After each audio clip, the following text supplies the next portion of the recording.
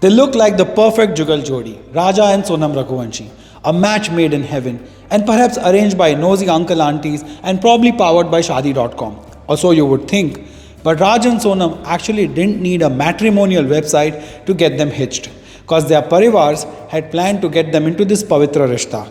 Now, as per our sources, Raghuvanshis all over the world have a matrimonial book where the elders put the names of their marriageable children and the match is made from within those names. So Sonam and Raja also met like that, and their big fat Indian wedding in Indore took place on 11th May 2025. Here both sides seemed genuinely happy, no drama other than a stray mausaji or a poopaji giving the grief to the host family for thande samose, no red flags other than the usual toxic male patriarchy displayed at desi shadis, and no real concern other than the usual log kya kahenge syndrome for all the little things. The doula was on cloud 9. The dulhan looked appropriately shy and equal parts excited. The overzealous dost, yaar and cousins showed off their dancing skills or the lack of it at the wedding sangeet and made Insta reels like there is no tomorrow. And Samdi and Samdans looked happier than the entire cast of Hum Saath Saath Hai put together. But as fate, or rather the bride would have it, this Hum Aapke Kaun was soon to turn into Ram Gopal Varma's Kaun. The dulhan had been prepping for her big day for months, shopping, smiling, celebrating. Raja, a quiet, respectful man, ran a business with his brother. Sonam, vibrant and well-spoken, came from an Izzatdar gharana. Everyone who met them said only one thing, "Wah kya jodi hai." The Shaadi Byah business went off really well, and after about 10 days of some serious Riti Rivaj, the newlywed couple headed to Meghalaya for a much-needed honeymoon. Waterfalls, misty hills, scenic treks, pure marital bliss. But then came the fateful date of 23rd May, when Raja and Sonam set out for one of the most Instagrammable spots in India, the Vaishadong Falls. That afternoon, they vanished. Phones off, scooter abandoned. Some tourists had actually spotted them that morning.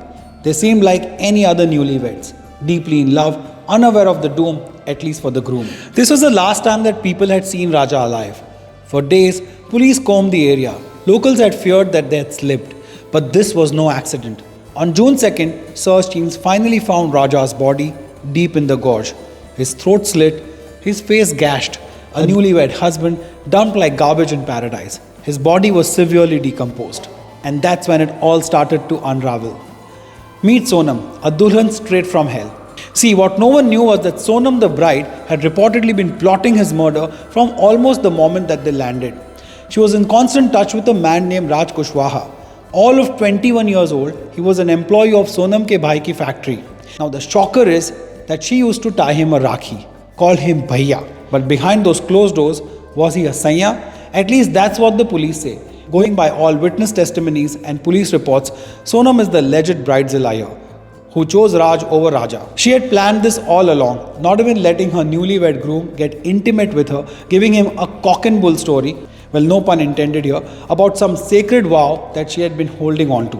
Things got really serious when she involved her alleged lover Raj by giving him a supari of $500,000 upfront and then later 2 lakhs more for bumping off Raja when she was actually supposed to be humping him. But this honeymoon had turned into a brutal khoon of the groom who was blissfully unaware of the diabolical plan that his bride was going to unleash on him. So sure was this Sonam Bewafa about slaying her own Swami that she, along with her lover boy Raj, hired 3 more men from Uttar Pradesh. Vishal, Akash, and wait till you hear the third contract killer's name. He was Anand. As ironical as it sounds, his name was Anand. Their job was to stalk and kill Raja and dump him off in the lush deep hills of Meghalaya. The plotting and scheming was so cold-blooded and pre-planned that these 3 traveled 1400 kilometers to Meghalaya.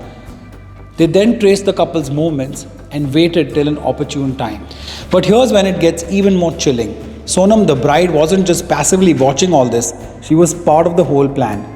In fact, she was the mastermind. Police say she told her 21-year-old lover boy Raj, if they fail, I'll push him myself while taking a selfie. That's how doomed this groom was. He had literally married his own moth. But what is even more chilling is that Sonam had warned her gharwalas about the mayhem that she was about to unleash if they got her married to Raja. She may not have spelled out her evil plan in detail, but as per some reports, this Khuni Jununi Jugni had warned her own mother before the marriage, telling her, if you ever get me married, you will see what I do to that person and you will have to bear the consequences. She even did her pyar ka ikrar and told them that she was in love with Raj. But her mother rejected the poor office boy anyway and got her bitya married to Raja, giving her the Karan to be the Ravan in this poor man's life. So now when I see the video of her brother offering a crying shoulder to Raja's mother and sobbing with her, then I want to tell him, bro, it's too little, too late. You knew that your Ladli was going to do this and you still got her married anyway. Like most desis, you thought marriage is a solution to all problems. These are the same people who think divorce is a problem. Sonam's mother knew about her relationship with Raj and tried to end it by arranging Sonam's marriage to Raja. Sonam did exactly what she had warned. Fascinatingly, no one took her threat seriously. I want to know, did they all think it's the typical meet cute Raj Simran love story that will die its own death once Simran is married off to someone else? Well, guess what? This is no rom-com. This is a full-blown psycho thriller like Haseen Dilruba. And this Raj is no Shah Rukh. He didn't kill with his charm. He used an actual weapon. More on that ahead in the story. For now, did you know that days after the wedding, Sonam had actually visited her Maika under the pretext of some Riti Rivaj, but what she was actually doing was seeking a cold-blooded revenge. And it was then that she finalized her murderous plan. She even delayed intimacy on the honeymoon with Raja and told him that they should visit the Kamakhya temple for blessings first. She played the part of a pure and pious new Dulhan to the T, but she was simply buying time to coordinate with the hired killers as per the Meghalaya police. And then the day of disaster arrived. It was a bright Friday morning. The date was 23rd May as the seemingly happy couple trekked down the Nongriat route. Raja, like most newly married men, was in awe of his new bride, taking everything in his stride, from sexless night shifts to expensive gifts, not even feeling a hint of the looming threat to his own life. He had no clue that the woman walking with him, haathon mein haath, is not going to give him janmo ka saath, but all set to give him a lath from the guard if her khuni dost yaar failed to kill him. Anyway, it was during this trek that she allegedly signaled her gang of boys. Soon, Raja was ambushed by Char Nar and Ek Nari, who was going to be Sab Pe Bhari. Raja was hit with blunt force with a machete, locally referred to as dao, which was purchased from a shop near Ananda Lodge in Guwahati, where the three men were staying. They inflicted 2 severe head injuries with the dao on Raja's head with precision and force, ensuring that it's fatal. After all, dao is used to cut down the trees. Raja's body was then looted and thrown into the waterfall so that no one could find him for days. His chain and his watch were also missing. So it looks like a robbery gone wrong. And after Raja was killed, Sonam immediately became a Lapata lady, leaving everyone shocked and confused. According to the police sources and court documents, after Raja and Sonam lost contact on May 23rd, their parivar, alarmed by their disappearance, officially lodged a missing persons report that same day because both their phones were switched off and they could not reach either of them. I'm sure Sonam's mother must have had the gut feeling that their Papa ki pari had become the Papi Gudiya after all. The missing persons report filed by Raja's parivar detailed that both phones had gone dead, and days later, the family members also travelled to Meghalaya to find out what had exactly happened to Raja. The police also found the couple's rented scooter that had been abandoned near Nongriat. So how and when did Sonam, who also goes by the name Bitti by her loved ones and Raj of course, finally get caught? After lying low for a few days in Northeast, Sonam fled to Ghazipur in UP. She remained incommunicado with everyone and her parivarjan thought that she was dead too. So far, the families and the police were also thinking that the couple must have met with a tragic accident in the hills. But Sonam's luck ran out when she made the most basic mistake of making a phone call. By now, it had actually been 2 weeks since Sonam had gone missing after Raja's disappearance and murder. On Monday, 9th of June, around 1 am, Sonam, looking all disoriented and distressed, arrived at the Kashi Dhaba on the Varanasi-Ghazipur highway in Uttar Pradesh. She ordered some food and then asked for a phone from the dhaba owner. With the dhaba owner's phone, she made a video call to her bhaiya, Govind, and started crying inconsolably and asked to speak with the family. Now, this phone call triggered an urgent multi-state alert. Indore police shared real-time location data with UP and Meghalaya teams. And within hours, UP police in true filmy style घेर out the dhaba चारों तरफ से, and the stage was set to finally bring the curtains on the twisted kahani of a khuni dulhan. Sonam's brother claims that he was the one who informed the police about his sister's whereabouts. Now here is where there is a little more kahani mein twist.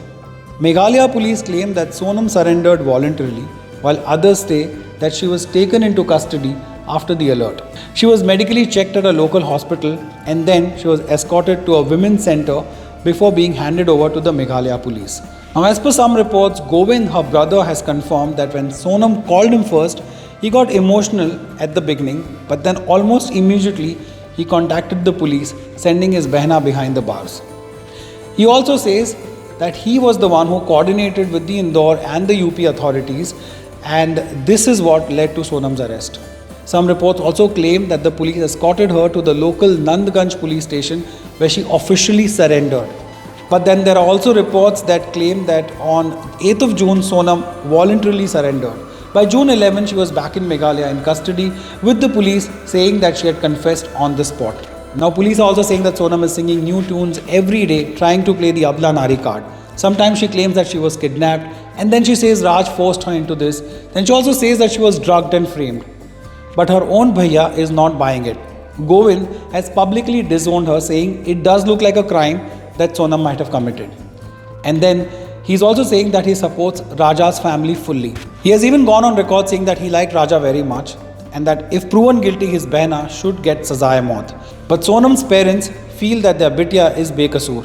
They're saying it's saas bahu or sajish. Yes, they feel it's a conspiracy and that she's innocent and that the police wale forced her confession. But if you were to ask them why would anyone do that to Sonam, they would be more clueless than the writers of Houseful 5. But the facts speak louder than the hollow words here. There are call records, there are money transfers, there is CCTV footage. Heck, there is also a witness in a local guide who saw the killers loitering around them. And Raja, who was just starting a new chapter, ended up as a headline in a nightmare. What began as a fairy tale desi wedding turned into a murder straight out of a revenge drama like Karz. Except this wasn't a film, this was real. This was Raja Raghuvanshi, husband, son, brother, brutally betrayed by his own bride, who he thought will be with him until death do them part. But what Raja did not know was that she was the death. He married his own moth and went to Meghalaya for his last and final trip. What are your thoughts on this khoni tale of love, lie and fatal attraction? Let us know in the comments. Whatever is on your mind, let it be in the comments. Thank you so much for watching this far. I never say like, share, subscribe. I won't say it again as well. But yes, I would tell you to comment and take care of yourself and those around you. Jai Hind.